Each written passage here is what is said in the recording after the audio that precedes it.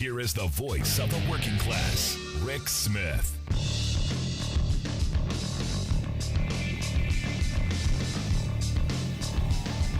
And welcome, brothers, sisters, working class heroes. This is the Rick Smith Show. Thanks so much for being here today on the big program. Lots to get to, lots to talk about. Well, midnight, the auto workers went on strike. Three plants, a very targeted strike. A plant in Michigan, a plant in Ohio, and a plant in Missouri. And look, Ford and GM have already announced that there will be layoffs, and this is the reason you do a targeted strike in this way. You go after the main plants, and then they end up laying off other people so that they don't have to be on strike, so they can collect unemployment. Makes it a little easier for folks to get through this. And look, nobody wants this. Nobody. Well, none of the workers want this. Evidently, the big three have decided that this is where they're going to dig in. And as Sean Fain, the UAW president, said, this is our generation's defining moment. The money, he says, is there. The cause is righteous, he says, and the world is watching. And he said the UAW is ready to stand up, and this is what's happened. And this is one of those moments where, as a country, we can make the choice. And I got to tell you, I applaud Joe Biden for taking the position he's taken. But this is a moment where, as a country, we can influence this. There was talk by Stellantis of moving plants. We talked yesterday about Jim Cramer and his spiel about, if I were in charge of all that, I would just move everything to Mexico and screw all those working people. This is a moment for all of us people who buy cars, all of those people who are the customers, supposedly the ones who they care so much about. This is where we have to weigh in on this. And we have to stand behind these some 150,000 workers who are fighting for dignity, who are fighting for respect, and fighting to change. And look, this is much bigger than just one industry having a labor struggle. This is about changing the course of work in this country. This is about taking on the status quo of the billionaires getting everything they could possibly want and working people getting the short end of the stick. Now, look, I woke up this morning and I started reading the Foxes and the CNNs, and everyone's got their hot take headline. And CNN, the reason nobody pays attention to CNN anymore. And look, I would expect, and I expected Fox to be very slanted. I expect the right-wing media to be very slanted against the workers and the UAW. But CNN Politics tweeted out one of their stories, and they wrote, President Joe Biden was dealt an economic and political blow Friday as the United Auto Workers went on strike, a development the White House worked to avoid and now places the president in a bind. I'm going, what? You mean the bind? What bind? That he's going to be pro-worker? That he's going to side with collective bargaining rights? I'm confused. What's the bind? I guess the outcome in this is going to be Joe Biden supports working families. See, now that would be a much better. I would be much happier with that headline. And this is the thing. This is the thing that gets me, because the reality in this country is the corporate control of our media is far and wide. You've got 6 corporations who control virtually everything we see, hear, and read. And is it any surprise that this is how they frame it? This is putting Joe Biden in a bind. No, it's not. Biden has been very clear, going to let collective bargaining work its way. Now, he came out, gave a little spiel today, said, look, nobody wants a strike. Nobody wants this to happen. But here's the thing. Here's the punchline. Here's the money shot. Here's the thing you put on your bumper sticker. And this should have been the headline across every newspaper and every news feed. Record profits mean a record contract. See, that's how we should be thinking. This industry, record profits. Do you know who should share in that wealth? Do you know who should share in the wealth that their labor creates? That's right, the workers. And that's what President Biden said. He's like, look, they deserve a fair share. And he's going to, at this moment, step back and let it play out. He said workers deserve a fair share. The companies have made some significant offers, but I believe it should go further to ensure record corporate profits mean record contracts. And what does that mean? That means what we used to believe in this country. You work hard, you play by the rules, you get ahead. Now, what I find interesting is I heard, the broadcasts today, Ford saying, if we gave them what they wanted, it'd put us out of business. They're greedy. I've heard all of it. I've heard it all. Here's the thing. The money's there. There's a lot of money there. Enormous amount of money. You get the CEO of GM, this Mary Barra. Now, Mary makes a tidy little sum of $29 million a year. She makes almost $2.5 million a month. She makes $557,000 a week. She makes over $111,000 a day. So she should not be talking about greed, and she should not be talking about, well, we can't afford it. Now, she says, according to her, she gets paid on how well the company does, which is true. But so do the workers. Because here's the thing, when the company does poorly, what do Mary Barra and the rest of her CEO suite shills do? What do? They come back with their hand begging for concessions.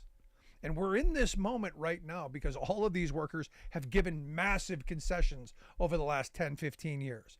Enormous concessions.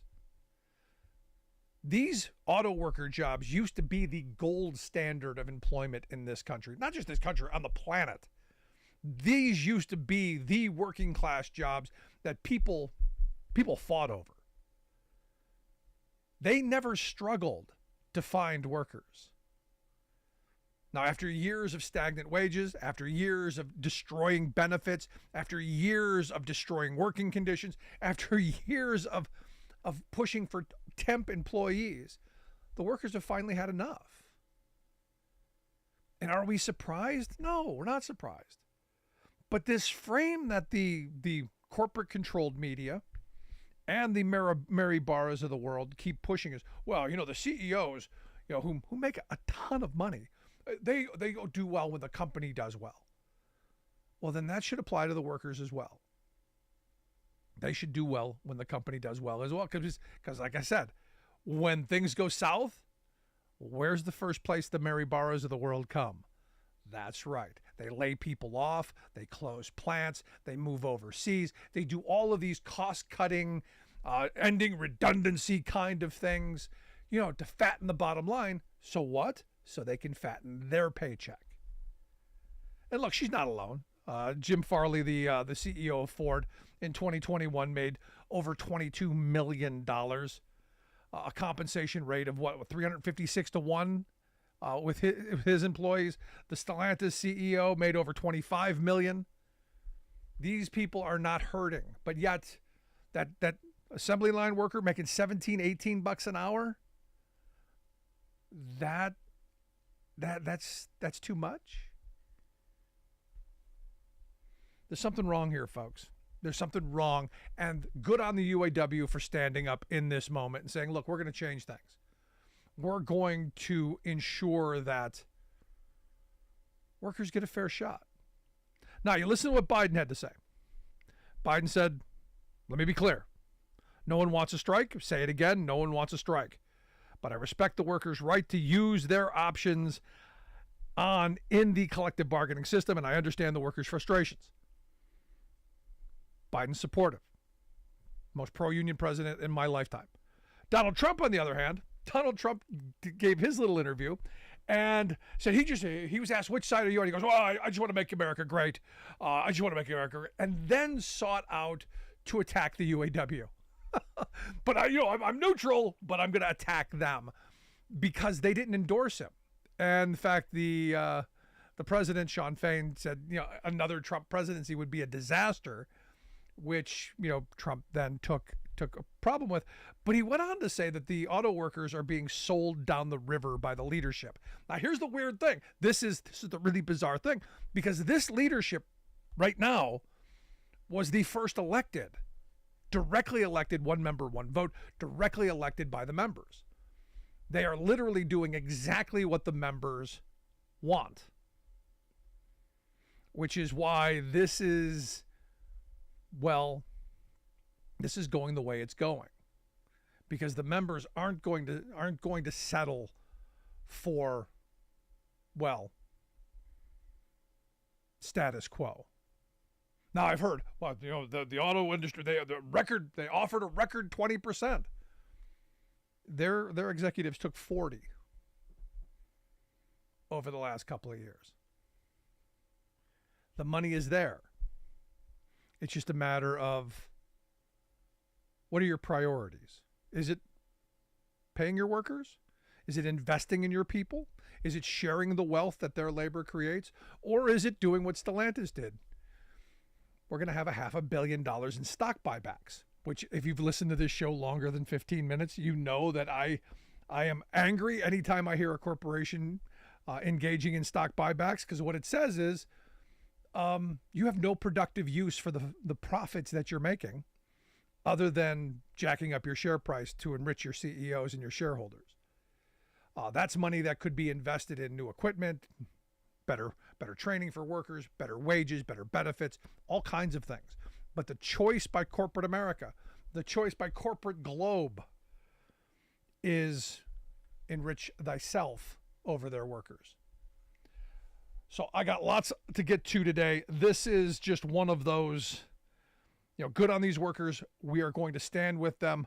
We're going to try and get folks to come on the program and tell us what's going on the picket lines, and we'll get to some of that. But I want to hear your thoughts. Email me, rick@thericksmithshow.com. Going to take a quick break right back after this. Stick around. Listen to The Rick Smith Show. For working people. Up the top.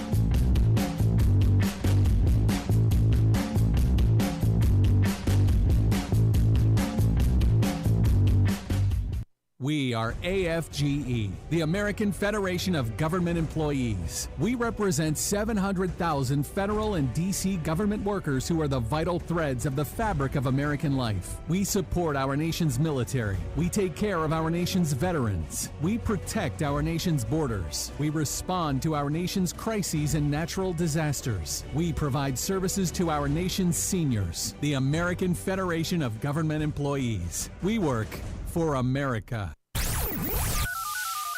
The phone lines are open. Give Rick a call at 1-866-416-RICK. That's 1-866-416-7425. We are AFGE, the American Federation of Government Employees. We represent 700,000 federal and D.C. government workers who are the vital threads of the fabric of American life. We support our nation's military. We take care of our nation's veterans. We protect our nation's borders. We respond to our nation's crises and natural disasters. We provide services to our nation's seniors. The American Federation of Government Employees. We work for America. Welcome back to The Rick Smith Show. Now, here is Rick Smith. So for the last couple of days, we've been talking about this CEO, this Tim Gurner. And, he got himself into a little twist, basically saying that, those workers are lazy. They've gotten used to not doing any work and getting paid more than they're worth. And he said, look, we need mass unemployment. We need to make those people desperate again so they'll go back to work. And, he came out a couple of days later after taking some pretty heavy abuse because, oops, shouldn't have said that out loud.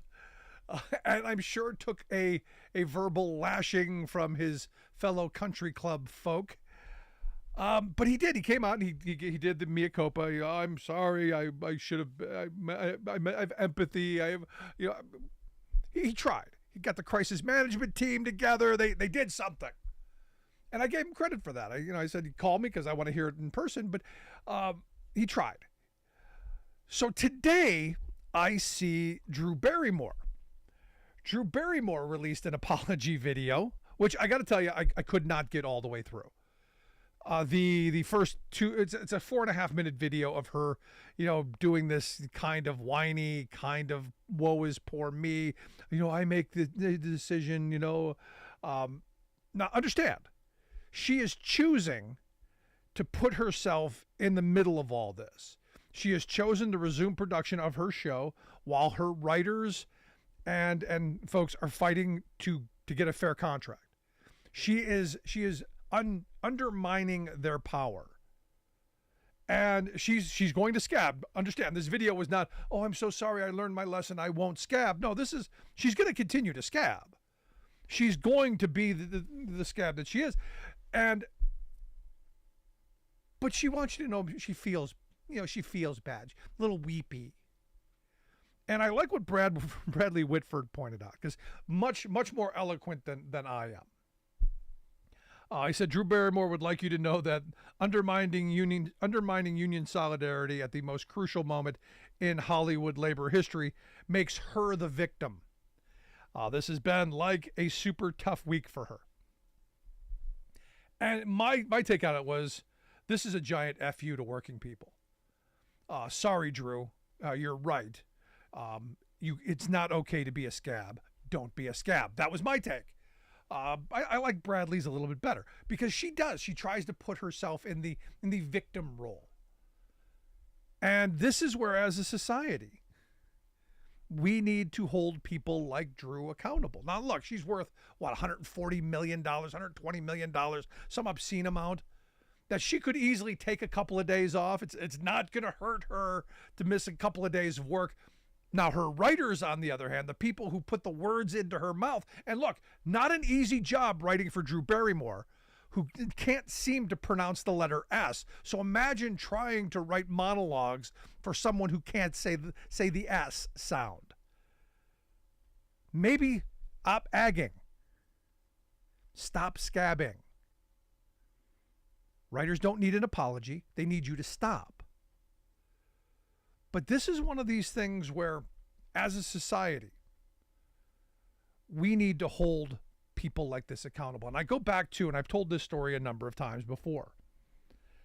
When I moved in with my grandparents, there was a guy, catty corner from my grandparents' house, that nobody ever visited their house. I never saw anyone go there outside of the core family members.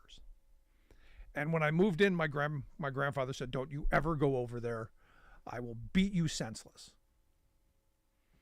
And okay.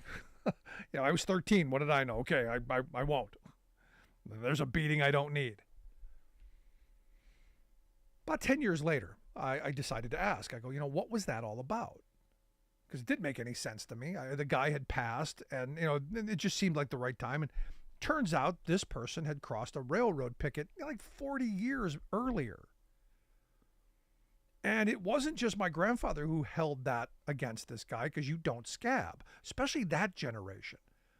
They were the ones who fought the bloody battles on the picket lines. These are the people who met the business ends of the billy clubs and the thugs coming out in the night and beating people up. These are the people who fought and bled and died so that you could get the things that we take for granted.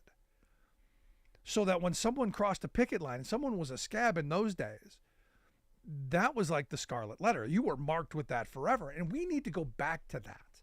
We need to hold the Drew Barrymores, the Bill Maher's. We need to hold the View, the freaking View. And I don't care how you spin it. I don't care how you justify it. I don't care how you rationalize it in your little pea brains. It's harmful. And people need to hold them accountable. I will never watch The View again. I mean, that's it. Or I can't say I'll never watch the Drew Barrymore show, because I never watched it before, because I didn't know it existed. But I do now. And this is one of these moments where I'm again angered. Because as a society, we have to make choices. And this is really one of those which side are you on kind of moments. Are you on the side of the well-to-do and the folks who, well, your little labor strife, that's not our concern. We're above that pettiness. And we need to understand as a society that these people who are walking a picket line, they're not just doing it for themselves. Now they're doing it for themselves. They want better wages. They want better hours, better conditions. They want better opportunities. Absolutely, without question, that is true. But there's a trickle-down effect here to where as their conditions increase, as their conditions get better, they bring people up with, this is that rising tide lifting all boats. When we had a strong unionized auto sector across the board, these jobs paid incredible wages, and everybody that had anything to do with that industry did well too. The trucking industry did incredibly well because the auto industry raised wages. And I think back to my grandfather, who, when he started in his work life, now this is pre-minimum wage, was making $17 an hour, $17 bucks. What am I talking about? 17 cents an hour. Shoveling coal off the back of a coal truck. There was no union back then for him. There was no fighting with the boss. You were at will. And if you didn't shovel enough coal fast enough, you were fired. You didn't get the 17 cents for that day. And he cheated you out of wages half the time anyway. And in his lifetime, through his sacrifice, his going on strike every couple of years, his preparing for that and going out and literally fighting in the streets so that his kids and grandkids could have a better life.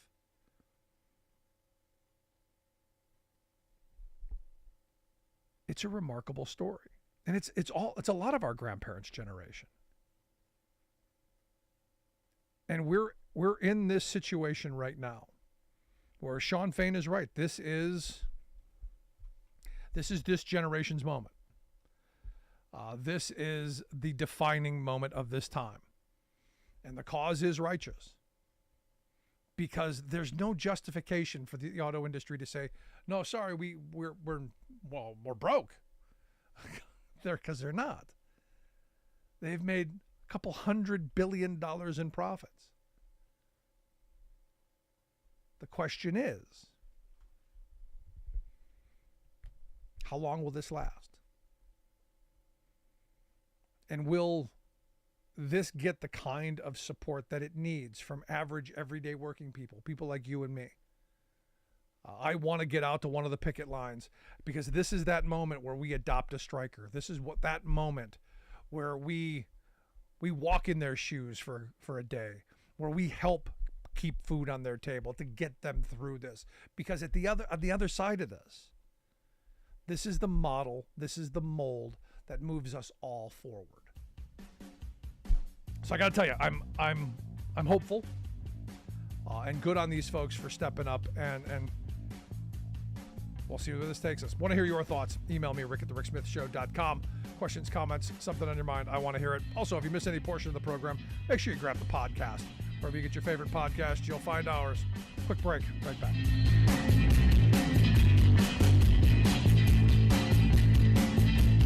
I'm Rick Smith, and this is Labor History in 2.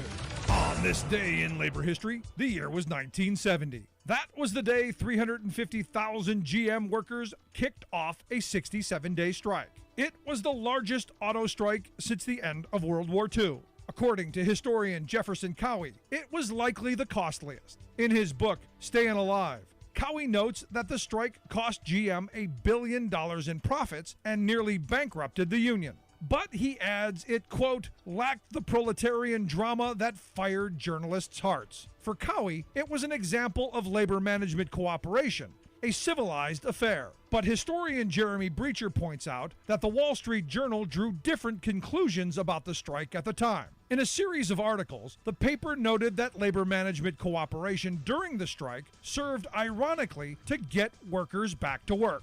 A long and costly strike served a number of functions.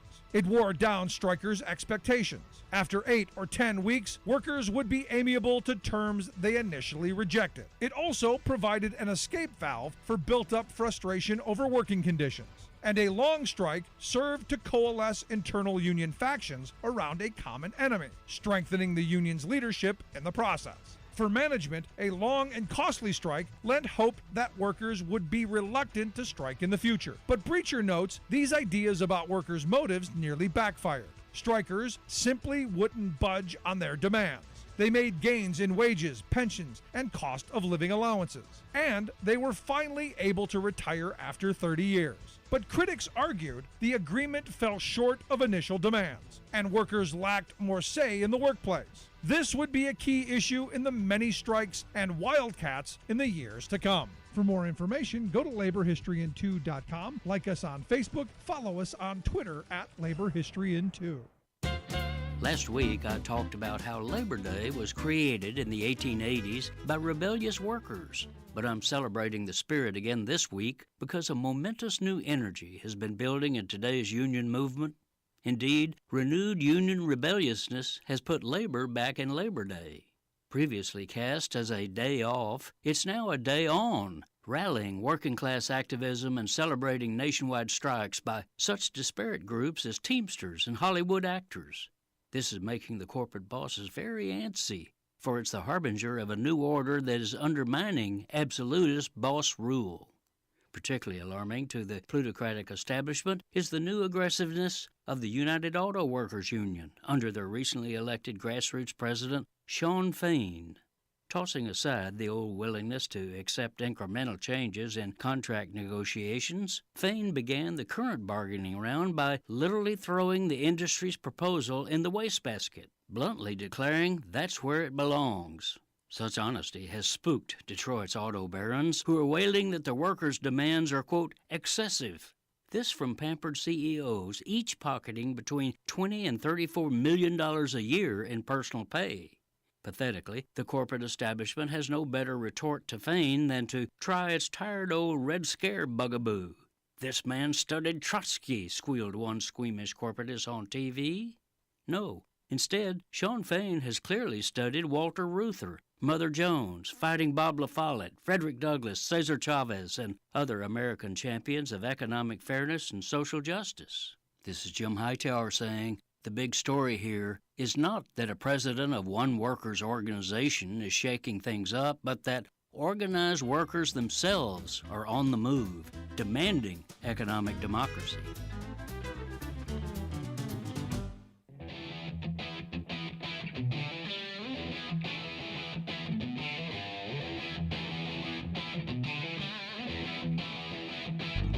Welcome back to the Rick Smith Show. Now, here is Rick Smith. So here we go again. School district in southern New Jersey, the Deptford School District. Evidently, they're cracking down on those deadbeat kids. Evidently, the school has some unpaid meal plans, so they're going to do what a good conservative, God-fearing Christian person would do. No, they're not going to feed the children. No, that's not going to happen. No, they're actually, what the plan is because, they have kids who have run up debts, they're now going to either give them, there's a new policy going to serve them peanut butter or cheese sandwiches. That's what you're going to get for lunch. Sorry, kids, we're not going to let you go hungry, but you're not getting the good stuff or whatever that is. We're going to give you something out of a special line so that we can then humiliate you as well. And look, as someone who remembers vividly, having to go to the free line when I was a kid and get the special lunch, this particularly hits a spot for me. Particularly sends me off the deep end because you don't do this to children. It's not their fault that their parents are struggling. It's not their fault that they were born into poverty. It's not. And stop trying to blame them. This is evil. And what kind of monsters would do this? What kind of horrible human beings would do this? Oh, yeah, I know. Conservatives. Because again, this week, we saw the Census Bureau numbers just came out, and thank you to all of the Republicans and Kirsten Sinema and Joe Manchin. Childhood poverty more than doubled. And we didn't even offer them cheese sandwiches. Not even the government cheese sandwiches. And this is one of those things that's just infuriating to me. Because again, and I hate saying, I hate sounding like a broken record. I hate going over this and over this and over this.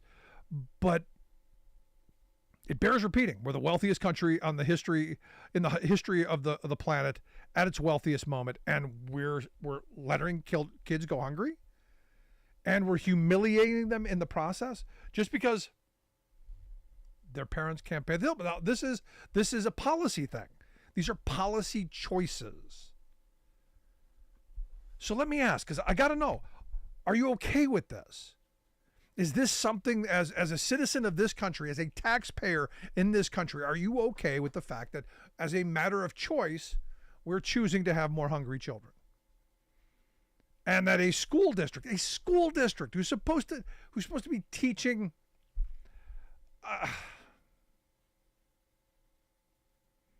it's just plain evil to me. What kind of monsters would do this? Oh yeah, I know which kind. The kind that want our kids, these kids, the poor kids, to get back into the workplace. And because if they're hungry, they're going to work harder, right? So that they, if they don't want cheese sandwiches, maybe they're going to want a little bologna on that bread. And so they'll go to work. Now, what's interesting is our friend Jordan Barab over at Confined Spaces. He did a mock-up on, remember the kid, it was in Wisconsin who got killed at the sawmill, and he kind of mocks this, going, the headline was "Sawmill where Wisconsin teen died in freak accident, ordered to pay $190,000 fine." It wasn't a freak accident. Sorry, not a freak accident. When you're not taught to turn the machine off, everyone who's worked around dangerous machinery knows lockout, tagout. Everyone gets that. Because you're supposed to know the procedures of shutting things down so that you don't put yourself into, in a position that you get sucked into the machine and killed. And that's where this is. I mean, this kid got pinned in this machine. It took 17 minutes for anyone to realize that he had gotten pinned. And well, by then, too late. So when I saw the fine, is $190,000, is that what a 16-year-old's life is worth? Now, again, as Jordan points out, it's not the media's fault that this kid got killed. But it is their fault that they minimize this all the time. These headlines, it was a freak accident. No, not a freak accident. This was something that could have been avoided, should have been avoided. We've got rules in place. We've got laws for this. A 16-year-old shouldn't even been doing the job. How come we don't focus enough on that? How come we don't focus enough on what's happening in this country to our children? Again, the people who tell us that they love the children and they want more of them born are doing, this kind of stuff. Now, look, I'm not against kids working. My kids have always had some kind of employment, whether it's, me creating something for them or them working in a place where they learn to get to work on time. They learn to be, good, conscientious employees. They learn to have money and what to do with it. We've set up, IRAs for them. We've done all these things over the years to help them learn how to earn, use, and save money. Important lessons. But this idea that we're going to be putting kids back into dangerous jobs, I'm sorry, I'm not there. Because I know our history. I know where we've come from. When we were on our Working Class Heroes radio tour, we went down into a coal mine up in Lackawanna County here in Pennsylvania. and you go down, 300 feet down into the earth, into this dark, damp, horrible environment.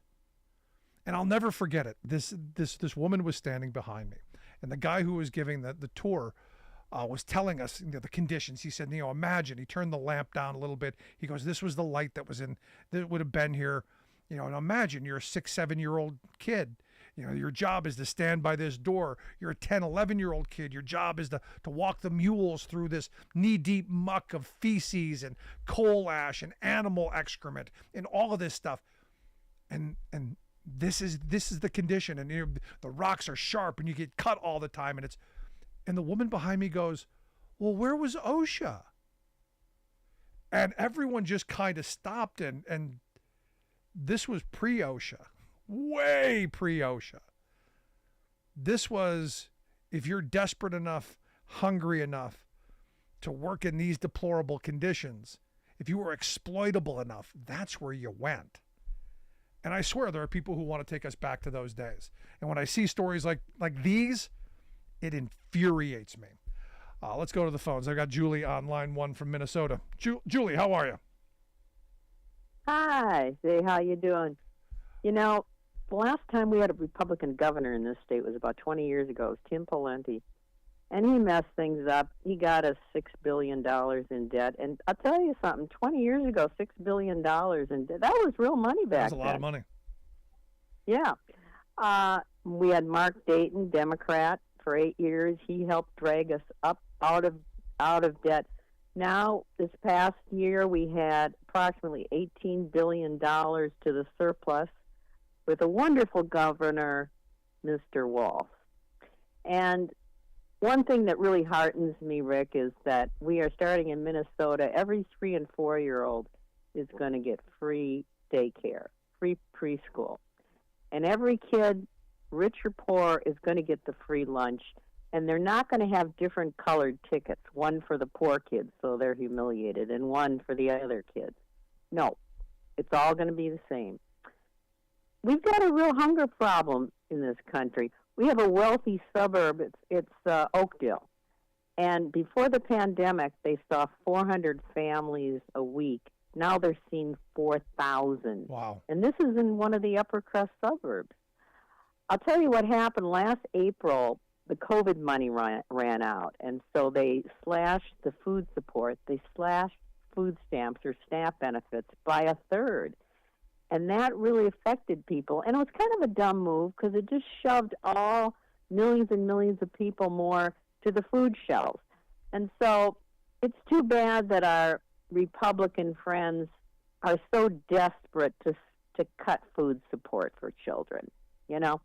We'll go along with you Democrats on some issues, but we insist that you cut that food support to those people. All they're going to do is buy cookies for their kids or some crazy thing. There's still a hunger problem. My church last Sunday, the social worker at an elementary school, she wanted some snack packs for some of the kids, and so we did that after church. We made up the snack packs. But that really irks me, Rick, that we got to have hungry people in this country, and I really don't know why.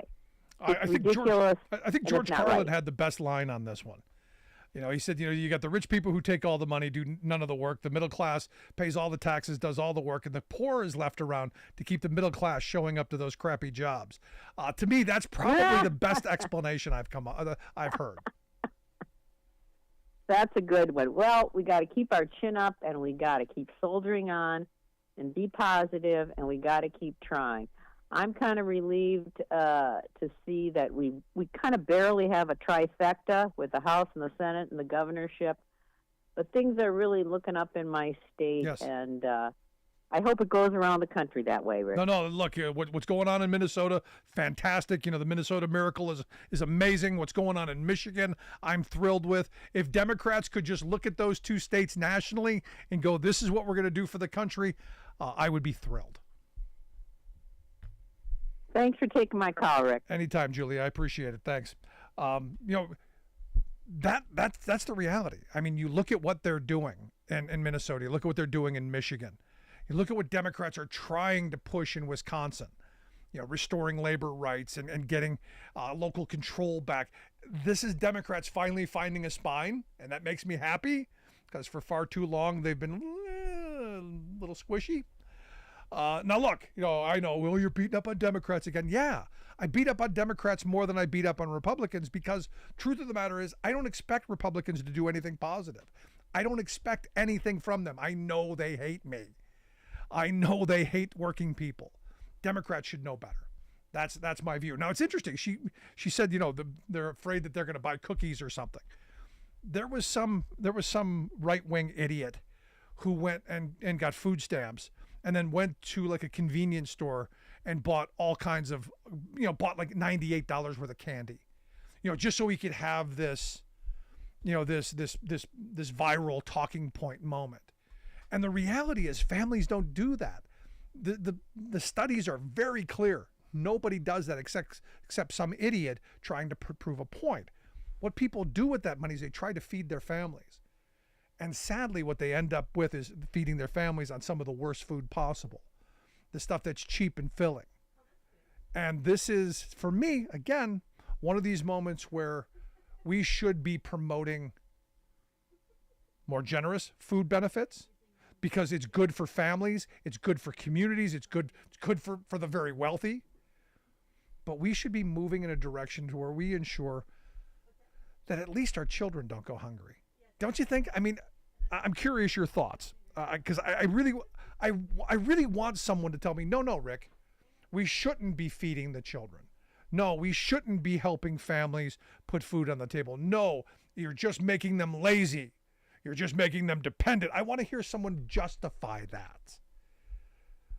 Maybe Alice has got a response. Alice, what's on your mind? Well, what I wanted to say is this.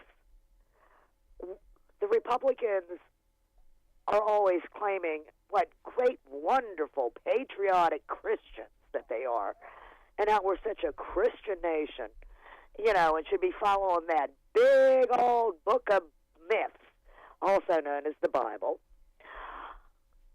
But they don't want to do anything. It's, good Lord, it says right in the New Testament, Jesus is talking about feeding the poor and taking care of the widows and suffer the little children to come on to me and the whole 9 yards. And the only thing we can get out of the Republicans and the evangelical bunch is, oh, no, you cannot take birth control and you cannot have an abortion. And then after that, they really don't care what happens to anybody. It's pathetic. Yeah. No, that and this is shown. I mean, it's shown since they overturned Roe. It's really shown, what kind of lack of moral virtue these folks really have. Exactly. And then, I'm reading in the Washington Post, where they're going on and on about the Republicans did this and oh my goodness, Joe Biden's so bad, and just pushing the propaganda and stuff. And then on the other hand, they're saying, oh dear me, so many children were accidentally thrown off of their health insurance by the state. And I'm thinking to myself, what the hell are you people doing? Excuse the language. What are you people doing that you can't figure out that people need health insurance? And that what really bothers me, Rick, is, and I really hate this, is they're going around saying how morally superior they are to everyone in the world, how they're so much better. And then, but the only thing that they're doing is controlling things. Oh no, you can't do this, and you can't do this, and you can't do this. But they're not doing anything to help anyone other than themselves, the religion, and the freaking millionaires and billionaires. You are not wrong, Alice. I appreciate the thoughts. Thank you.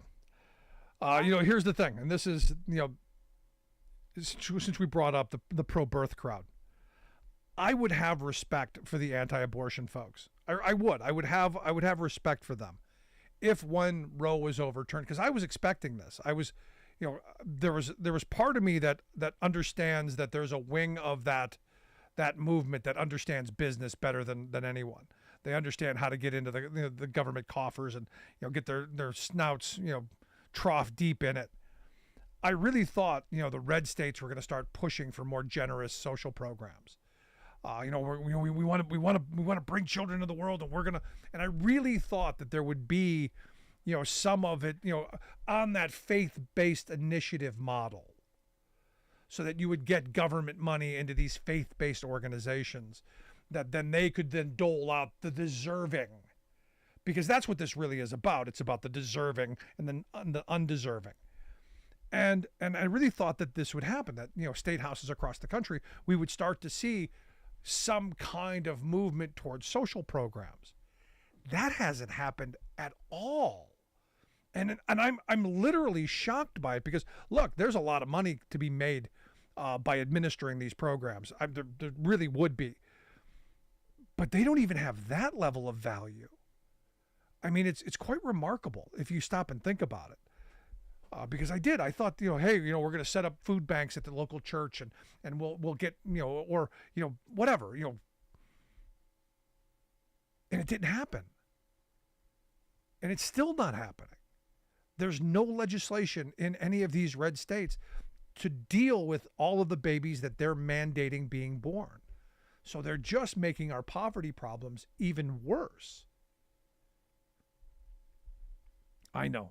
The churches will take care of it. That's what I've heard that repeatedly. Problem is, ain't working. Want to hear your thoughts? Email me, rick@thericksmithshow.com. I'm going to take a quick break. Right back.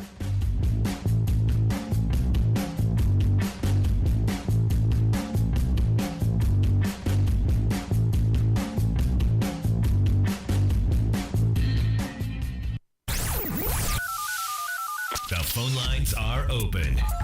Give Rick a call at 1-866-416-RICK. That's 1-866-416-7425.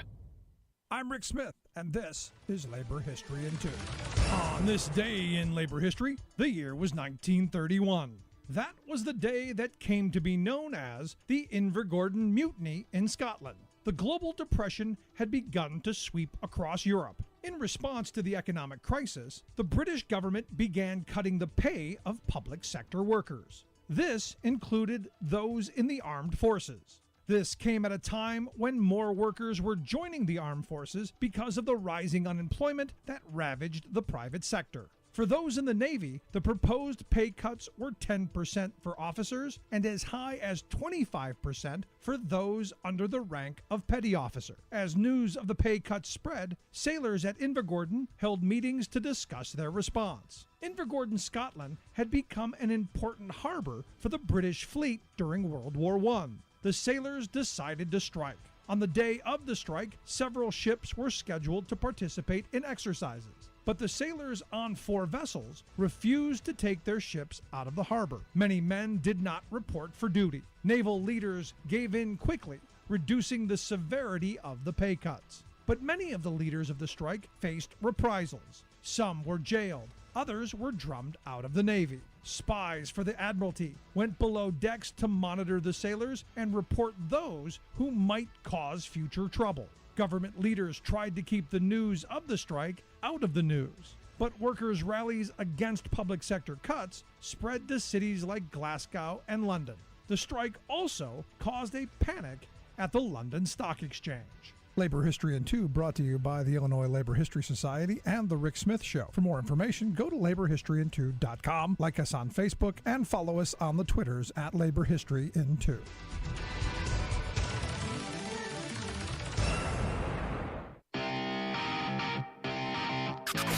You're listening to The Rick Smith Show, where working people come to talk.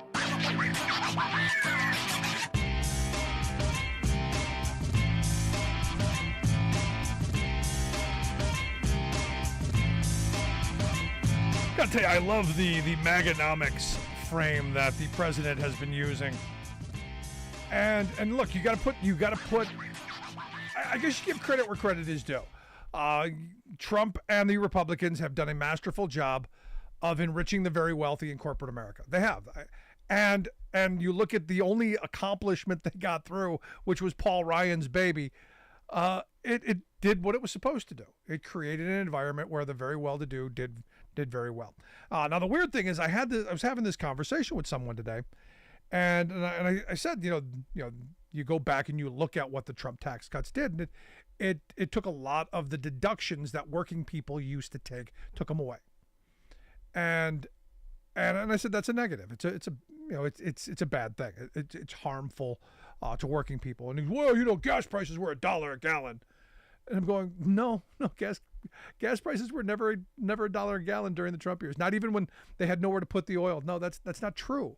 And this is the weird world that we live in, because when you try and talk to the red hats about the difference between what President Biden is actually trying to do and the direction that he is moving us as a country, and what they believe, again, the believe crowd, there's almost no reality base to it.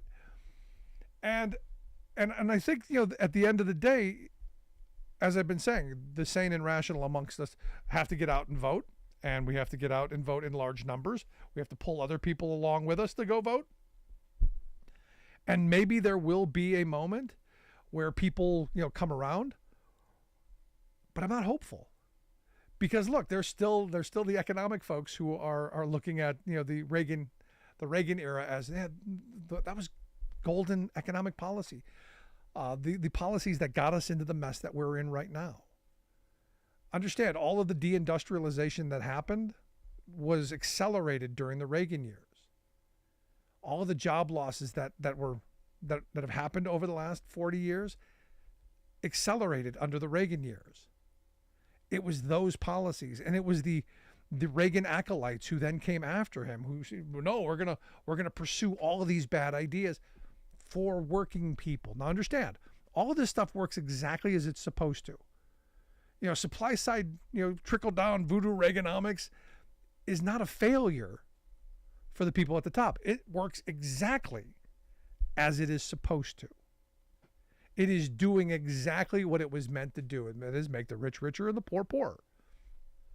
Doesn't get any easier to explain than that. So when the president starts talking about Bidenomics and the idea that we're going to grow an economy from the middle out and the bottom up, that freaks out. That freaks out the very well among us, which is why we keep hearing these stories of Joe Biden's too old, because that's all they've got. Joe Biden's old. Yeah, he is. He's old. And I'll be the first to say it. He's old. And he has a hard time getting sentences out. Absolutely. Yes, you won that debate. Congratulations. He's old and he struggles to speak because he's got a speech problem. Yep, 100%. But policy-wise, we can't talk about that because he's old. That's how these debates go. So for me, from this moment forward, I don't want to hear about him being old.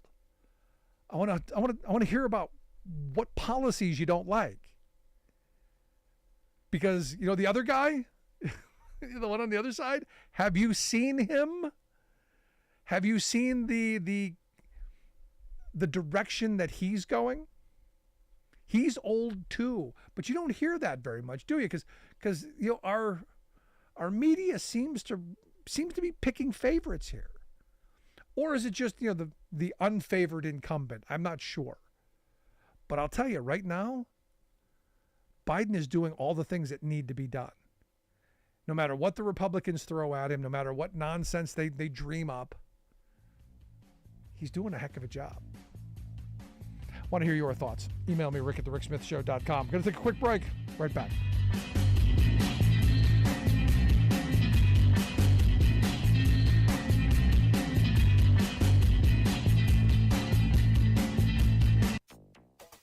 To 20,000 people could be dead in the wake of Monday's historic floods. Monumental humanitarian crisis in Libya after catastrophic extreme flooding. It is striking that we've already surpassed the annual record. U.S. hits new record for billion-dollar weather disasters in a single year. Plus, Texas heat and drought causing widespread damage to local water systems. All of that damage and more straight ahead. From BradBlog.com, I'm Brad Friedman. And I'm Desi Doyen. Stand by for 6 minutes of independent green news, politics, analysis, and snarky comment. No one is saying that climate isn't changing. What we are saying is the business model is a monumental grift. Wait a minute, are we talking about climate change, Greg Gutfeld, or Fox News? This is your Green News Report. Okay, Desi Doyen, the situation in Libya just seems to be getting worse by the hour at this point. Indeed, it does. As we go to air, a full-blown humanitarian crisis is unfolding in northeastern Libya, where the death toll in the city of Derna has risen above 6,000 after 16 inches of rain in one day generated massive floods that destroyed 2 dams and swept away entire neighborhoods. More than 30,000 individuals are estimated to be displaced, with widespread shortages of clean water, food, and medicine. The catastrophe underscores how the world's 20th century infrastructure was not designed for the new era of extreme weather disasters made more frequent and intense by human-caused global warming. A new analysis has found that since 1900, a full quarter of the deadliest weather disasters in Africa have occurred in just the past 7 years. I had a feeling when this began that we were going to be looking at thousands dead. Now we're looking at tens of thousands dead. Yes, it's just horrific. Here in the U.S., although not nearly on the same scale, yet another intense storm triggered flash floods that forced evacuations in some parts of New England this week. It dumped 10 inches of rain in just 6 hours in Massachusetts and Rhode Island, with heavy flooding destroying roads, carving out sinkholes, and eroding dams. No deaths were reported, but Leominster, Massachusetts Mayor Dean Mazzarella said the damage is widespread. We lost a number of roads. We lost a few buildings, structural damage. All of these rivers overflowed and brought debris, and we have a partial building collapse just around the corner, and most of downtown was flooded. The storm was not related to Hurricane Lee churning out in the Atlantic, which is forecast to bring even more storm impacts in coming days. Climate change is costly. 2023 isn't over yet, but NOAA announced that the U.S. has already set a new record for billion-dollar weather disasters in a single calendar year. Those are weather disasters that caused more than $1 billion each in damages. 4 in the month of August alone. This year so far, the U.S. has been struck by 23 separate billion-dollar weather and climate disasters, the highest number since NOAA began tracking it in 1980. The toll includes the Maui firestorms in Hawaii, Midwestern drought, and multiple extreme storms and floods. NOAA scientists said, quote, "We are seeing the fingerprints of climate change all over our nation." And we are just over 3/4 of the way through the year. Yep. And in Texas, this summer's record heat has damaged water systems across the state. The Texas Tribune reports that as heat and drought dry out the soil contracts, displacing and rupturing underground pipes, forcing cities to find new funding to fix thousands of new water leaks. And that, in turn, is hampering water conservation efforts amid a drought and highlights additional vulnerabilities of our critical infrastructure to man-made global warming impacts. But there is some good news. The Federal Emergency Management Agency this week announced $3 billion in new funding for communities in 27 states to build infrastructure resilience against climate change-fueled extreme weather, thanks to funding from the Bipartisan Infrastructure Act. Germany enacted a new law banning installations of most oil and gas heating systems starting in 2024. Good. Critics say the law's targets were watered down, but it will still cut emissions from the home heating sector by nearly 2/3. And finally, encouraging news for building electrification. A new study finds that even in sub-zero temperatures, all electric heat pumps actually outperform fossil fuels. Even at temperatures down to minus 30 degrees Fahrenheit, electric heat pumps are twice as efficient and cheaper than oil and gas heating systems. And that may be why in Norway, electric heat pumps today make up almost all heating installations. And beginning next year, a whole bunch of Americans are going to be able to put heat pumps into their own homes and have them paid for under the Inflation Reduction Act. Yep. For much more on all of these stories and the ones we couldn't get to today, check out our website at greennews.bradblog.com. Are you tired of think tank approved corporate news and commentary? Are you tired of CEOs telling you what to think, who to hate, and who to vote for? Well, welcome to the Rick Smith Show. We don't take orders from some boardroom, and we don't do focus groups or talking points. We don't work for them, and we never will. I'm Rick Smith, and I work for you. Join us daily at thericksmithshow.com and download the podcast and never miss a minute.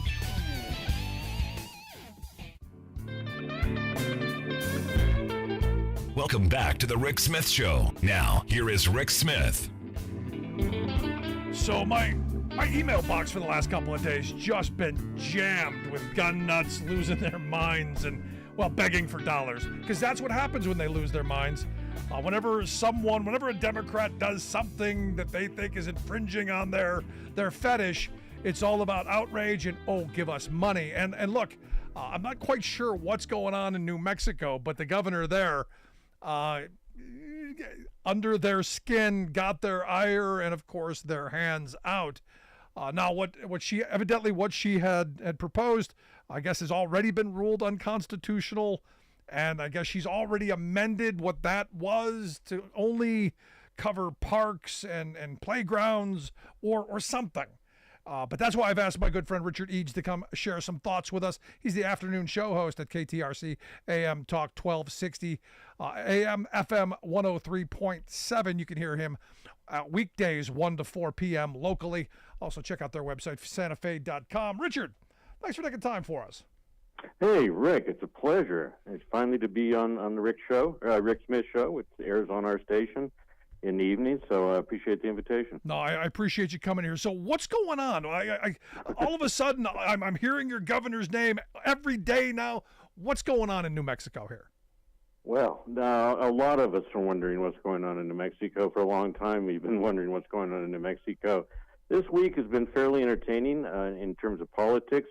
Unfortunately, it comes on the heels of some very tragic situations where several children have died because of stray gunshots. Well, the latest one, an 11-year-old, unfortunately, the family was leaving a minor league baseball game. Apparently some kind of altercation happened, road rage happened, a car pulled over and emptied a magazine of bullets into the car, killing the 11-year-old. So that's the latest. That prompted the governor, and that came on the heels of a 6-year-old being killed by stray bullets, the governor to take action.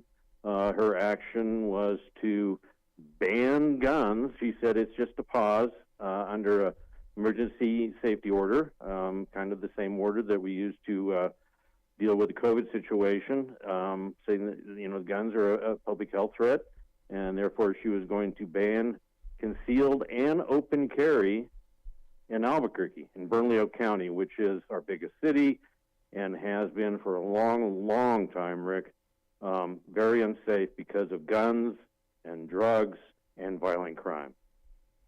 Now, I'm no constitutional scholar, and I'm not a gun fetishist either, but it sounds like that would be ruled unconstitutional just on its face, which I guess has happened, right? It did. It was a judge, after several lawsuits, a number of groups, gun groups as well as Republican parties filed lawsuits, and a judge ruled that he blocked her order and said we'll have a full hearing on it October the 3rd. It was only good for 30 days, as all of these emergency health orders are, good for 30 days, and they must be renewed, but it didn't get that far. So today she held a press conference with Democratic legislators and public safety officials, and she said, well, the gun pause, gun ban, whatever you want to call it, is no longer in effect, as you just pointed out, except in playgrounds and parks where children are. Now, if there's no children present, then you can carry a gun. Then it's the Wild West. Now there's got to be a long-term plan here, because ultimately I got to assume that's going to get shut down as well. And I probably shouldn't have put it that way, but that's going to get knocked down as well. I got to think that this is going to put the ball back on the other side. So, okay, we propose this. How are you going to keep people safe? Or am I reading too much into this? Well, there has to be a long-term plan, Rick. Unfortunately, there has not been a long-term plan, though the governor argued today that the legislature has put over the last few years close to $1 billion into these issues, but only about a little less than 40% of that money has actually been spent. There is no real long-term plan, and this has been something that has come about over, I would guess, about a decade, Rick, because two previous administrations, both Republican, former governor Susana Martinez and former mayor of Albuquerque, R.J. Berry, when this really started to become an issue, become an apparent issue, above ground, they were very lax and very slow to recognize it or to do anything about it. Governor Martinez, the previous governor, who was a Republican, never went to Albuquerque, never spoke about this, never stood next to the mayor of Albuquerque and said, this is an issue, we need to do something about it. So I guess it just emboldened the drug dealers, and which is the real root cause of this, to grow and to get bigger and bigger, to the point where now it used to be, Rick, well, Central Avenue is the main road that goes all the way through Albuquerque, from the west side to the east side. And it used to be where you could say close to 90% of violent crime happened within 3 blocks of Central Avenue. Well, now it's everywhere. Now it's into the affluent neighborhoods. Now it is everywhere in Albuquerque, where really you're not safe. And the governor mentioned that twice in a press conference and in an interview on CNN. She said, Albuquerque is not safe. You can imagine how the Chamber of Commerce, the real estate brokers react to that. And she said, New Mexico is not safe. And that's the same reaction, I would imagine, from the business community, saying, well, that's fine branding for our city and state. But now it's everywhere in Albuquerque. And now all of a sudden, it's time to try this proven to be unconstitutional move, which I think was, I don't know, out of frustration, maybe. She got some bad advice, obviously, to try something, and it has backfired against her politically terribly. She yesterday tweeted that she's waiting a thank you note from the state Republican Party.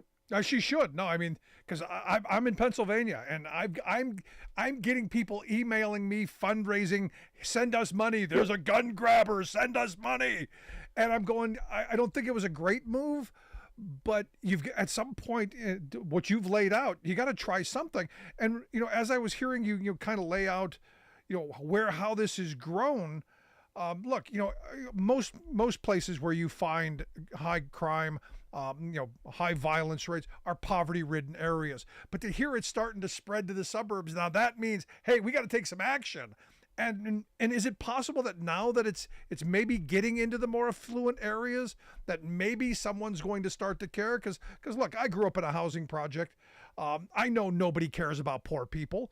I know when violence happens in poor neighborhoods, nobody cares. But when it gets out into the good addresses, when it gets out into where the money's at, then people start to listen. Do you think that's a possibility? One would think so. One would really hope so, Rick, that the people who do the donating, the people who are important to an elected official, in fact, all elected officials, would speak out, and rather than just expressing frustration, try and find some solutions. We have the governor fairly recently appointed a crime task force headed by the district attorney in Bernalillo County. They have, to my knowledge, not, to this point, not offered any solutions, any way forward. A very good friend of mine, a frequent guest on my radio show, was asked to help with it. They needed somebody, because of the way political task forces are, they needed a fair balance of political parties, and he was a Democrat. He is a Democrat, even though former DEA agent of some renown. And they said, well, you're just going to be a consultant. You can't be a member. He laid out. He went to the district attorney's office, laid out a very coherent plan of things that he thinks need to be done. And these things, these ideas, which are good, which could be of value, are just shelved. Is there a long-term plan? Not that I've heard, not that I've seen, not that the governor or anybody else has laid out to the public. So what's the first move then? I mean, look, this political stunt backfired badly, and your governor's right. She's filled the coffers of the gun nuts. What is the way forward? Because I hear this a lot. There's this sense of hopelessness. There's this frustration because we keep burying children who are helpless in all this, who are being murdered on our streets. What is the way forward?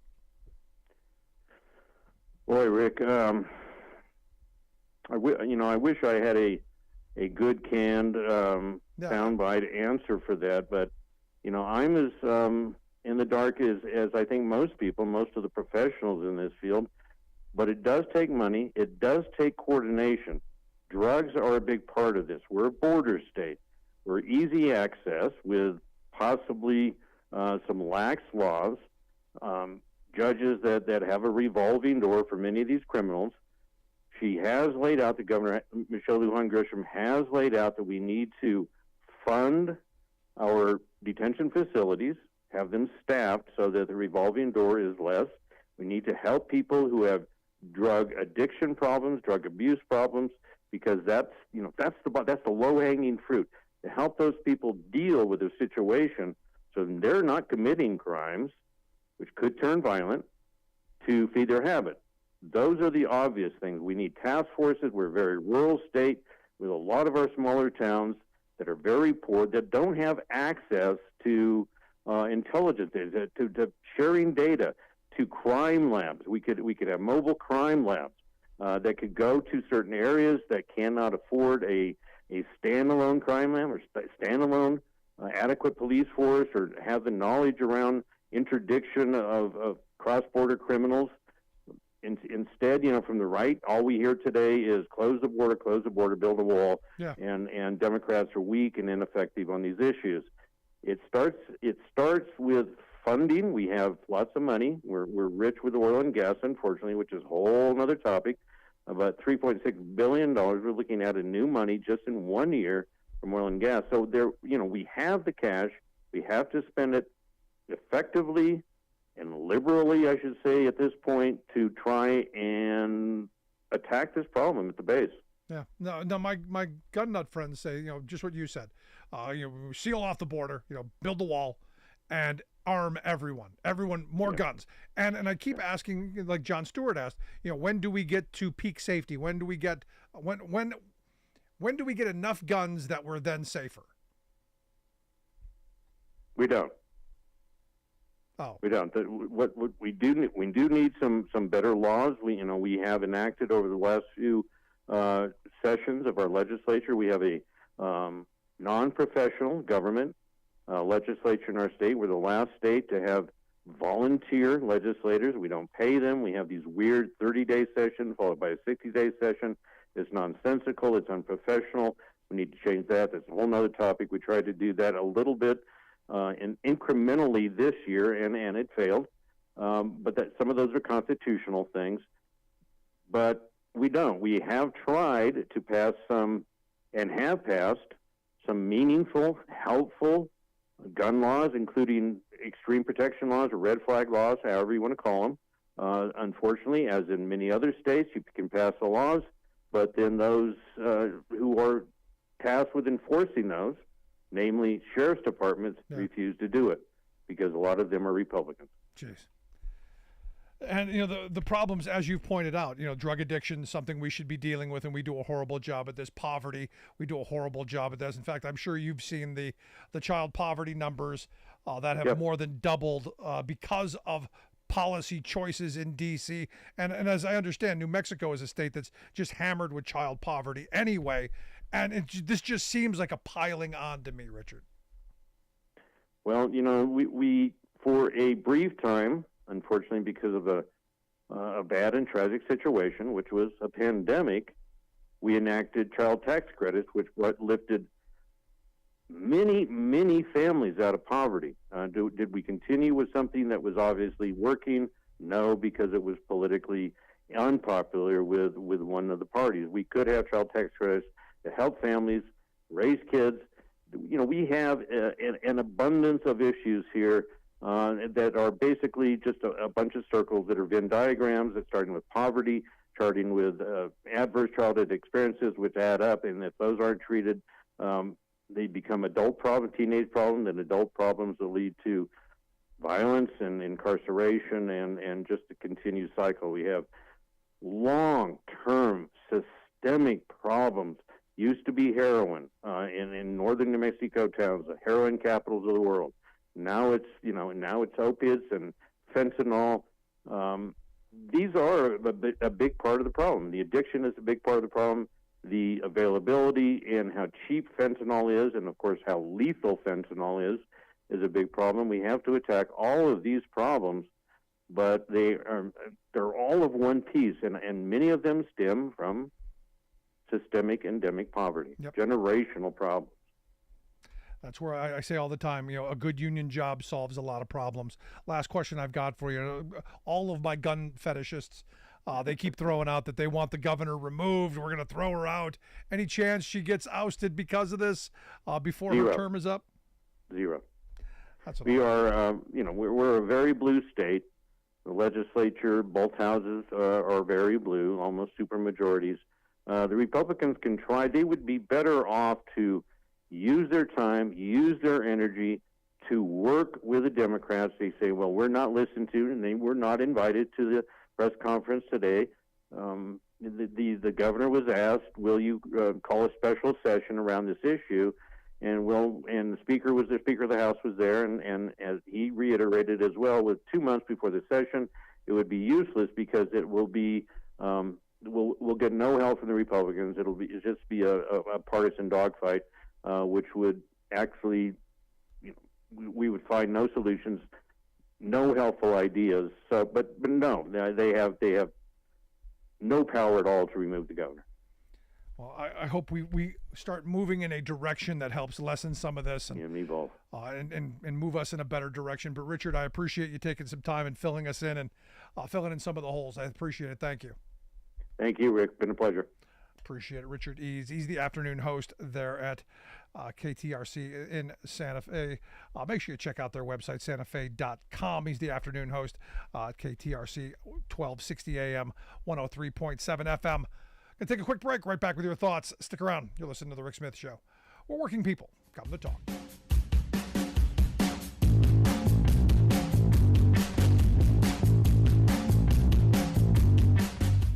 We are AFGE, the American Federation of Government Employees. We represent 700,000 federal and D.C. government workers who are the vital threads of the fabric of American life. We support our nation's military. We take care of our nation's veterans. We protect our nation's borders. We respond to our nation's crises and natural disasters. We provide services to our nation's seniors. The American Federation of Government Employees. We work for America. The phone lines are open. Give Rick a call at 1-866-416-RICK. That's 1-866-416-7425. Welcome back to the Rick Smith Show. Now, here is Rick Smith. So President Biden has a nickname for Donald Trump. And look, it's about time. Turnabout fair play. Remember that stuff?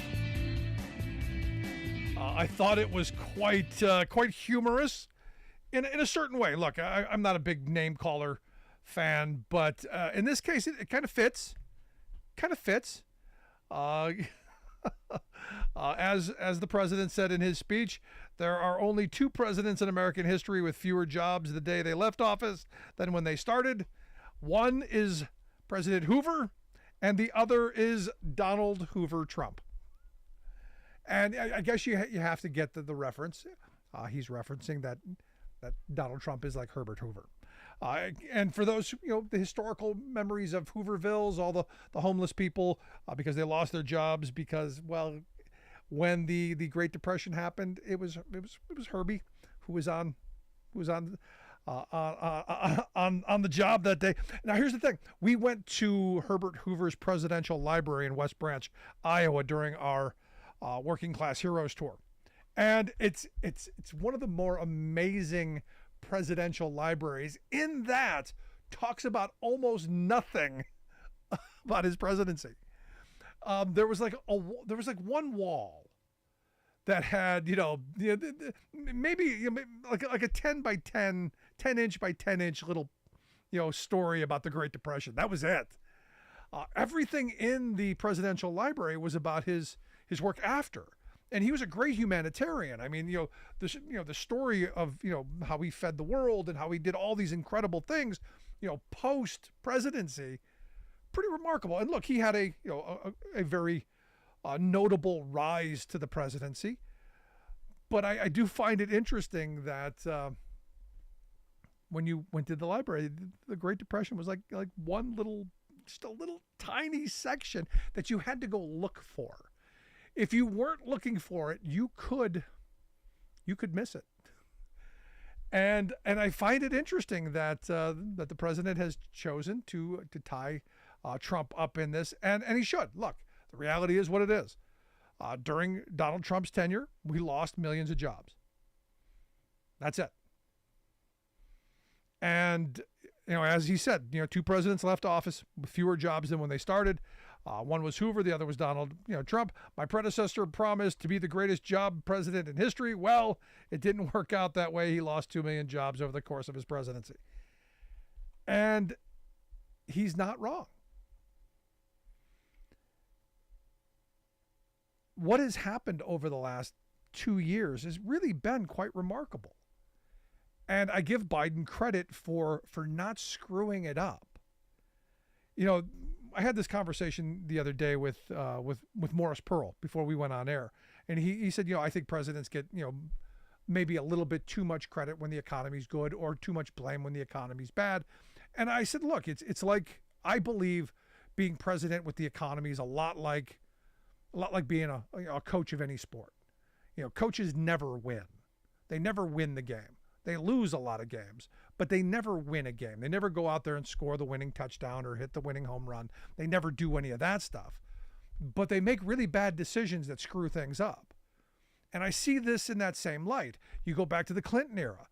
Clinton left Greenspan in place. Greenspan didn't slam the brakes on when the economy was heating up, let things play out. Whereas in the past, they'd have slammed on the brakes and there wouldn't have been that big, good economy that George W. Bush was able to destroy. Same thing with Biden.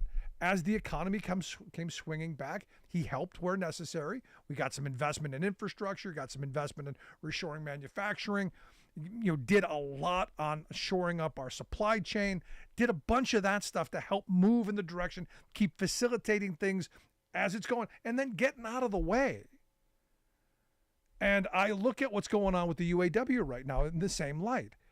He's not jumping in the middle of all that. He's keeping tabs on it and he's getting out of the way. They're going to figure it out. They're going to hammer it out. That's what I want from someone. Don't want a micromanager. Don't want someone who's going to destroy things by tinkering too much.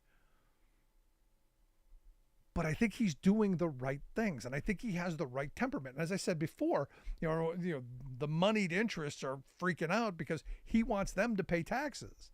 He wants them to pay for the investments. He wants them to pay for helping the economy move in a more positive direction, through higher wages. Do you think the CEOs of the big 3 are thrilled that Biden hasn't put the thumb on the scale like Trump did? What was the first thing Trump said? Well, the UAW leadership threw them under the bus. They sold them out. That is the corporate line. So I'll tell you, it's quite amusing. But I'm Donald Hoover Trump. Tell me what you think. Is that a good? Is it appropriate to tie them up together? I think Hoover would be kind of upset. Want to hear your thoughts? Email me, rick@thericksmithshow.com. I'm Rick Smith, and this is Labor History in 2.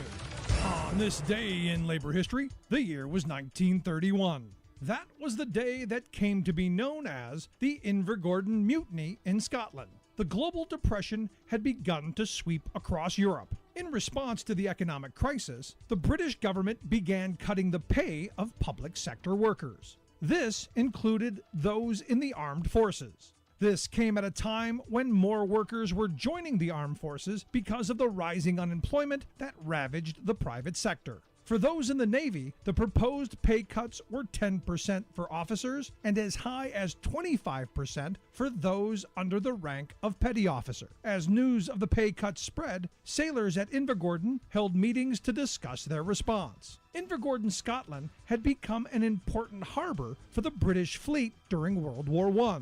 The sailors decided to strike. On the day of the strike, several ships were scheduled to participate in exercises. But the sailors on 4 vessels refused to take their ships out of the harbor. Many men did not report for duty. Naval leaders gave in quickly, reducing the severity of the pay cuts. But many of the leaders of the strike faced reprisals. Some were jailed. Others were drummed out of the Navy. Spies for the Admiralty went below decks to monitor the sailors and report those who might cause future trouble. Government leaders tried to keep the news of the strike out of the news. But workers' rallies against public sector cuts spread to cities like Glasgow and London.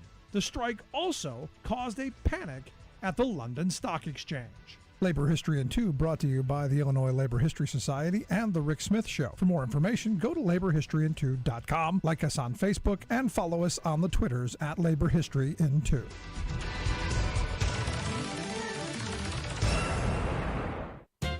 Last week, I talked about how Labor Day was created in the 1880s by rebellious workers. But I'm celebrating the spirit again this week because a momentous new energy has been building in today's union movement.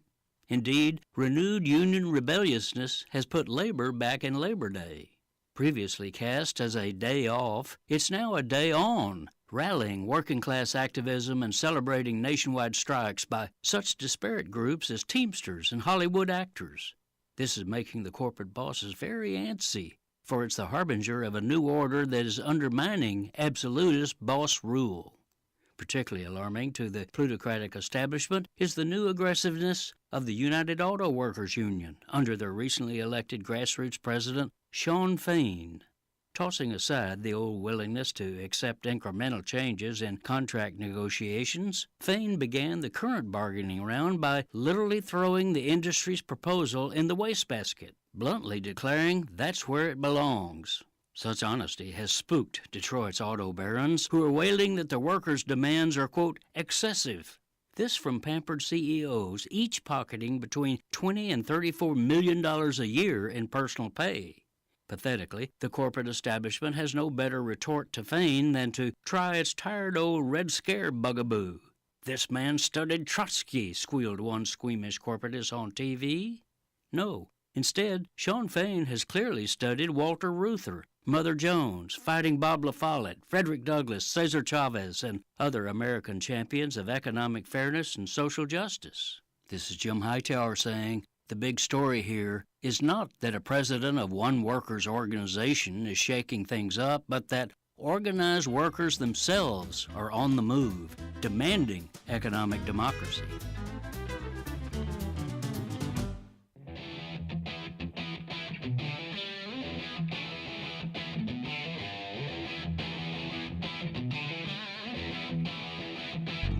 Welcome back to the Rick Smith Show. Now, here is Rick Smith. So George sent me an email during the break. No justice, no Jeeps. Kind of like that. And look, I saw Ohio Senator Sherrod Brown at the picket line in Toledo today in his Jeep, saying, look, him and his wife, that's what they drive. They drive Jeeps. And they want to continue. And same thing. I got a Jeep Wrangler. I love my Jeep Wrangler. I do. But if Stellantis were to move to Mexico, it would be the last. Well, it'd be the last Chrysler Jeep. My wife's got a Charger. It would be the last product we bought of theirs. Anyway, here to share some thoughts on the top stories of the day. The strike being front and foremost. I've asked our good friend, former Ohio Congressman and political analyst Bob Ney to come share some thoughts. Bob, thanks for taking time for us. Oh, thank you, Rick. So you got about 13,000 workers out on the picket lines right now. representing the 150,000 UAW members overall. Any thoughts on the day's events? Sure, a lot of thoughts. First of all, as we know, there's a strike at 3 locations, but one thing that I think is within the union's favor is the fact that they can then pick other sites if they so choose, and they can do it strategically, because this is unprecedented. They went after all 3 at the same time, and so they can pick certain sites. We all know what a supply chain is now these days. Yep. And so that gives them, I think, an advantage, a working advantage over the company. I Googled this, and I have to admit, Rick, I was beyond shock. I have not kept up with, what the auto workers make, and so I Googled it. Yep. Top-tier workers, meaning anyone who joined the company in 2007 or earlier, make roughly $33 an hour on average. Contract summaries for the Big 3 show. Those hired after 2007 are part of the lower tier and earn up to $17 an hour based on a buildup of 6% annual raises. I pay people, in my flips, $16 an hour to cut grass, okay? I was astounded. These wages, I think people thought, the auto workers, they make pretty big money. While the big money is being made by the big corporate giant leaders in their parachutes and everything else golden. I was just amazed. Talk about somebody needing a raise. No, and this is where I think Sean Fain's got it right. He said, look, this is this generation's moment. The cause is righteous. This is their time. Because look, we all thought, these are the gold standard jobs. These are the blue collar. These are the pinnacle of the blue collar workforce. And as you've pointed out, $17 an hour, that ain't the pinnacle anymore. No, you can go to almost any fast food place.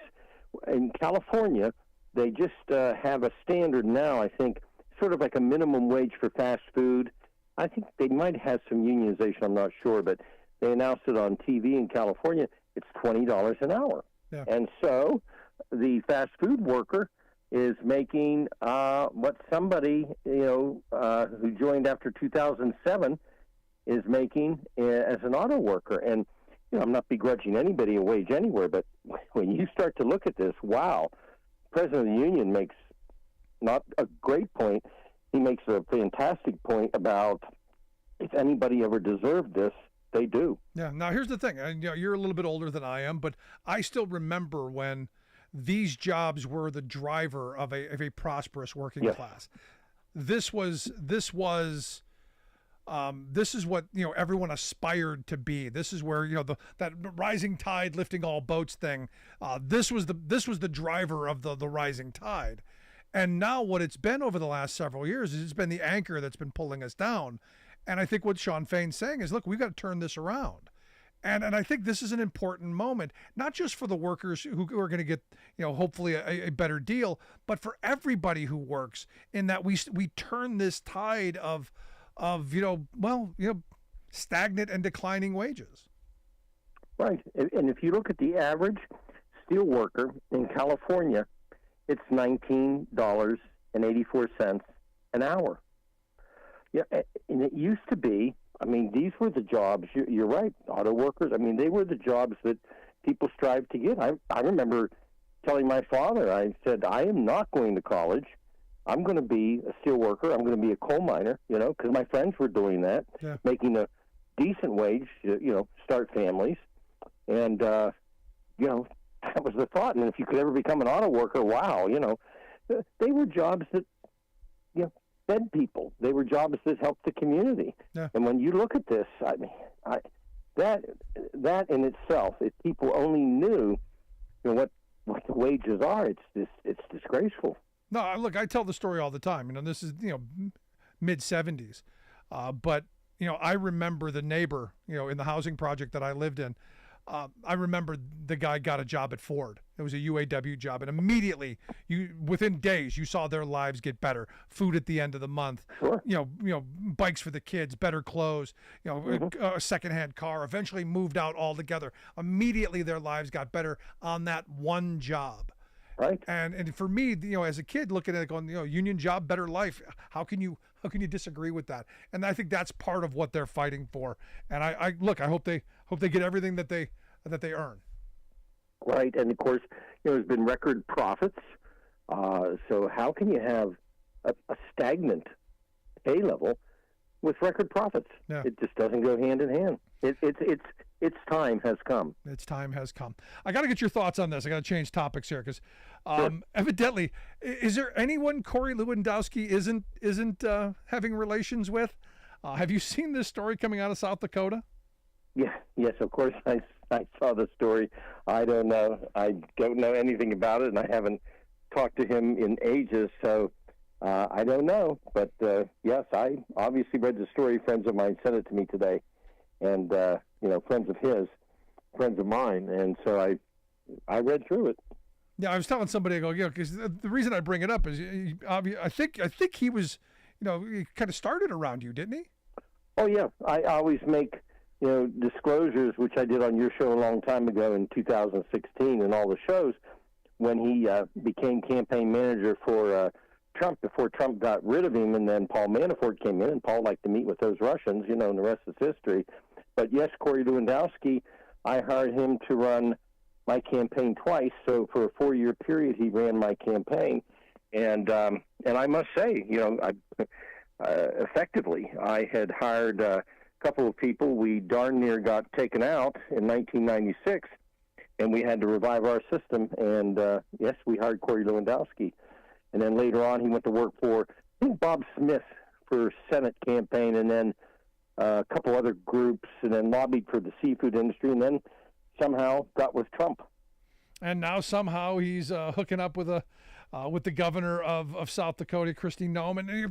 And look, I generally don't care about any of this stuff, honestly. None of my business for the most part. But when you're putting yourself out as, the example of clean, good, God-fearing living, and this kind of morality that hey, you should follow me. This kind of stuff then catches my attention. This is the kind of stuff where you go, you're hypocrite much? No, just a lot. Right. Yeah, I gotcha. But yes, when he worked for us, he didn't. There was no articles on any governors. Also, got to get your thoughts on President Biden said he's not going to pardon his son if Hunter is convicted. Are you surprised by that? No, I thought he would make that statement. Look, if this whole, I read through these articles 3 times today, and we could do an entire show on this thing. They did a plea deal. At the time I said, because there's always politics in these things in the sense that he did a plea deal. It was 2023. They got it out of the way. The world was happy politically, okay, on the Biden campaign. Then they go into the courtroom, and it's like somebody lobbed a grenade to the front of the judge's bench, right? Yeah. And the whole deal explodes. Now, what I expected after that was for Biden's lawyers to immediately get with the Justice Department and say, okay, hey, where do we go from here? Instead, it kind of sat there, and now one of the lawyers for Hunter Biden is saying, well, Justice Department, this is ramped up because of the Republicans, et cetera. Of course, Justice is going after, Trump. So I'm sitting here looking at this, and I just think in my mind, Rick, that this was just legally between justice and the lawyers, just, somebody didn't dot an I or cross a T. And I don't know if I was advising Hunter Biden, not the Biden campaign, because they don't decide this. If I was advising Hunter Biden, I would, lawyers need to get with the Justice Department, sit down and see where the flaws were on the original deal. Yeah. Now, what's interesting to me is, this is a gun charge. Where are this first one? This is a gun charge. Where are the gun nuts? Because, Hunter Biden's lawyer is saying, look, this is unconstitutional. He expects it to get tossed before it goes to trial. But where are the gun fetishists? Where are all the right, saying, this is wrong. We shouldn't be doing this to gun people. Well, if it was Donald Trump Jr., you'd hear him. They'd be emailing you. Yeah. Or if look, Kid Rock is a guy who's claimed he's used every substance and blowing up Bud Light, cases with an AR-15. Could we not say, hey, same thing for him?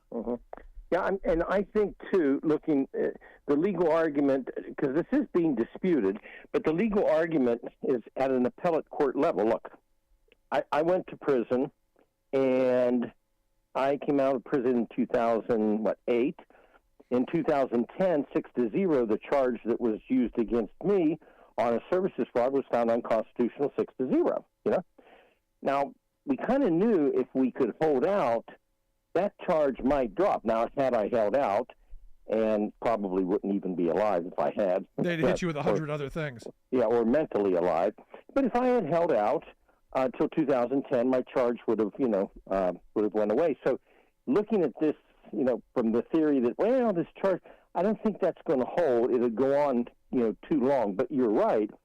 There are people that do like the fact that the appellate court is looking at this very charge. There are people that like guns that are doing that, but they're not going to be vocal in how it runs with Hunter Biden. I got to tell you, man, the more I talk to you, the more if I'm you, I'm bitter. I mean, because what you got sent to jail for, it was it's not even a crime anymore. Well, that's true. Well, I went into recovery, so you deal with these issues. Plus, you have life, and I get to do your show. Hey, come on, life's okay. Yeah. But the one thing that did get me, I'm going to tell you right now, is in prison, people going like, "Hey, what do you think about Scooter Libby?" The one point that got me was when President Bush said, "Well, Scooter's paid enough of a price." Excuse me. Did he lose his house and car? I didn't think so. Yeah, that one got me a little bit. Well, Scooter's paid enough of a price. We're not going to put him behind bars. Wow. That one kind of got me a little bit. I hear that. Now, you talk about your recovery quite often, and I think it's important, especially in talking about Hunter Biden, because what I've been saying here recently is you look at what Republicans are doing to Joe Biden over making phone calls every day to Hunter Biden and all of this, and I said, look, this is just a father giving a rat's behind about his kid being a good parent. I'm curious your thoughts of, you look at Hunter and the problems that he's had, especially, trying to get through recovery. Do you see anything here that sends red flags for you? Yes, a couple of things. One, I think we have to understand, yes, and Hunter Biden did wrong. Fine. Let's throw that on the table. He did wrong, all right? But we also have to realize that Hunter Biden was an addict and is an addict and will be an addict, because you're always in recovery if you're not alcoholic or addict. Always. It doesn't end. And he could have made decisions that his father was not drug into, his father was not part of, his father was not wrapped into.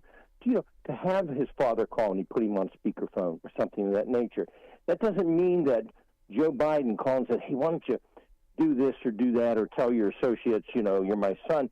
But if Hunter Biden was in active addiction, there were decisions that Hunter Biden could have made that would be flawed. That would be, I call it when you're in your fogged state, right? Right.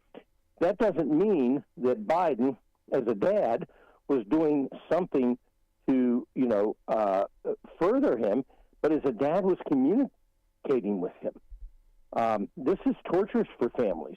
I don't care if you're Vice President of the United States, President of the United States, or you're the local guy down the street, and woman.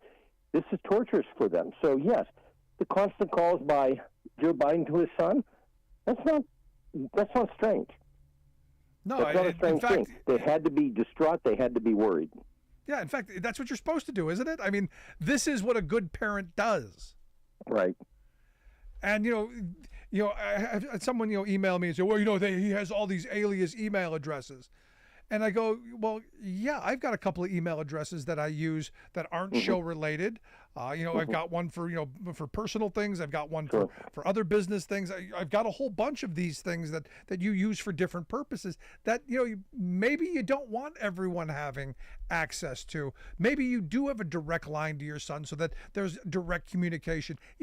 Maybe there's other reasons other than the stuff that they're trying to claim were for nefarious purposes. It's not unusual. Members of Congress have unlisted numbers on their desk, used for family, maybe some for contributors, but used for family and friends and things like that. Yeah. So that part didn't grab me as unusual at all. And the fact that Biden called him, or the fact that he put at that time Vice President Biden on a speakerphone again, because his judgment, Hunter Biden's judgment, could have been fogged up, flawed, whatever you want to call it. That doesn't mean that he plotted with his father, and that doesn't. I'm not trying to excuse him from anything he did that was different or off color at all. Well, I don't excuse myself, but when you're in active addiction, your thinking process doesn't necessarily run correctly. That doesn't mean that your mom and dad are part of a flawed thinking process. Whether your mom and dad, are vice president or, like I said, workers down the street. And now because he was a good dad and is still standing by his son, we now have an impeachment inquiry. Right. Well, the impeachment inquiry, there's internal problems because Comer has went on. He's the congressman with the oversight committee. He's went on and he has made statements that just haven't been true. He's done that. He's tainted it. They're worried internally about him. So he's going to be the front guy for a little bit, kind of contained, keeping not on the air all the time. Then it's going to pass the baton to Jim Jordan of Ohio, who will try to take this inward. Now, trust me, there are a lot of Republicans that do not want this to happen because at this point in time, if you think the president's done something wrong, you gather information. You can have hearings. You can have oversight hearings. Doesn't mean you have to have impeachment oversight hearings. Yeah, I'm looking forward to it. I think it's going to be entertaining. Well, it will also depends on how they handle. Because here's what I told somebody today. The problem with the Congress is how they handle it. They came up with a great idea to do these budgets, and now they're not doing them.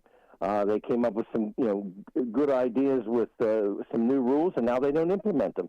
And now they've come up with this idea, and they could completely mess this up and turn this on themselves. And that's what I'm hoping. I'm hoping probably what's going to happen. Give them. They need something to do because they're not doing their job. So this might as well be it. Right. Fun and entertaining times. But Bob, as always, I appreciate the thoughts, the time. Thank you. Thanks so much. Our good friend Bob Ney. Seriously, they're not doing anything else. They don't have any other plans. They haven't any policy aims. So why not a little bread and circus? It just is what it is. I want to hear your thoughts. Email me, rick@thericksmithshow.com. I'm going to take a quick break. Right back to wrap things up. Stick around. You'll listen to The Rick Smith Show. We're working people. Come to talk.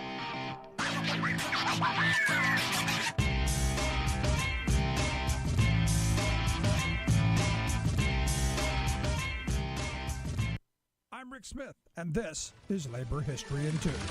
On this day in labor history, the year was 1845. 5,000 female workers at the Allegheny Cotton Mill went on strike for a 10-hour workday. The fast streams around Pittsburgh and Allegheny City were ideal to power cotton mills. The mills were overheated and filled with dangerous dust. Many of these women and child workers suffered from work-related lung diseases. The 7 factories of Allegheny City employed about 1,500 young women. These women earned between $2.50 and $6 a week. They worked from sunrise to sunset, 6 days a week. Children made $3 a week at most. In 1843, factory owners cut wages even further. In the 1940s, a woman who had worked in the mills noted, "The ear filled with the noise of thousands of spindles." Anger over the deplorable working conditions grew. In early 1845, the women and children had had enough. They walked off the job and demanded a 10-hour workday and a living wage. Men supported them by gathering to protect the women from police attacks. After holding out for a month, the women began to return to work to survive. Some of the remaining strikers decided to try and remove the returning workers from the mills.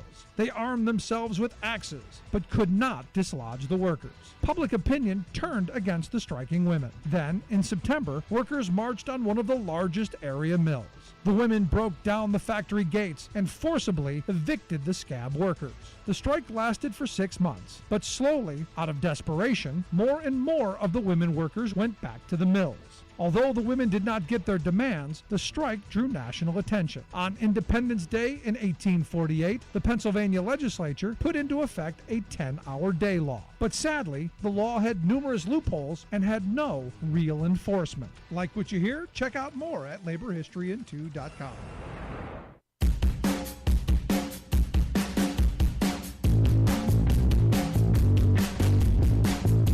Welcome back to the Rick Smith Show. Check out our website, thericksmithshow.com. So we're heading towards a government shutdown, right? That's coming. We still don't have that squared away. You've got House Republicans. We're maybe I'm not even sure. Are we doing impeachment or we just pretending? We've got one guy in the Senate who's blocking all the military promotions, and there's no end in sight there. You've got Lauren Boebert, blowing smoke in or vape fumes in a pregnant woman's face and getting thrown out of Beetlejuice. I mean, you've got a Republican Party in shambles, and they're holding the country hostage. This is one of these moments where you go, folks, there's a problem. There's a problem, and we can solve this problem. You throw the bums out. You get rid of these people because they don't have any idea of how to govern. They want a popularity contest because, well, people were angry, and they were the angry choice. And they told everyone, we're gonna stop bad things, only to do nothing but bad things. I mean, can you look at the House and say that there's a functional, that it's a functional body? It is in chaos. Congress is in crisis. The country is in crisis because of a clear and present danger, and that is the current Republican Party. I mean, I hate saying that. I wish we had a functional two-party system that got things done. I wish there were ways to negotiate and because we got problems. I was thinking about this earlier. 20 years ago, you probably could have gotten people to say, you know what, maybe we have the ability to get some funding to not let child poverty double. Maybe there would have been a couple of Republicans that would have come along. Maybe. Or am I looking to the past and hoping I'm right? Or were they just as bad back then? I don't know, but here's the reality. We have an opportunity. This coming year, 2024, we have an opportunity to elect a Democratic House and Senate, keep Joe Biden in the White House, and start moving on some more policy to move us in the right direction. Because I think from what I see, what I've been advocating for all the 18 years I've been doing this show, Biden is moving in those directions. And that is a good thing. Undoing some of the neoliberal DLC Democratic strongholds, getting rid of some of that stuff, getting rid of, the economic policies that have put working people in such a bind. Good stuff. We just need a functional legislative branch. And we don't have it right now. Not even close. If you miss any of today's program, make sure you grab the podcast. Wherever you get your favorite podcast, you'll find ours. Also, you got something on your mind, something I said got on your nerves, email me, rick@thericksmithshow.com. We will hash it out I do answer all emails personally. Appreciate you tuning in. We'll see you back here next time.